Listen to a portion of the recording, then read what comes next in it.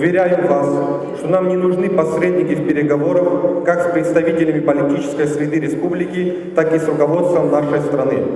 Простите за амбициозность, но мы хотим поставить точку в эстафете передачи разрушительного для нашего государства груза политического и общественного противостояния. Мы выступаем за цивилизованное взаимодействие и конкуренцию всех участников политического процесса в республике.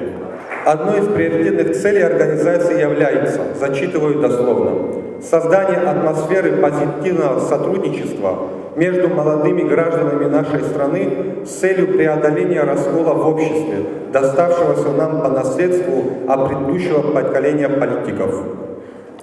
Мы, народ Абхазии, любим свою страну. Мы выстояли в жестокой войне.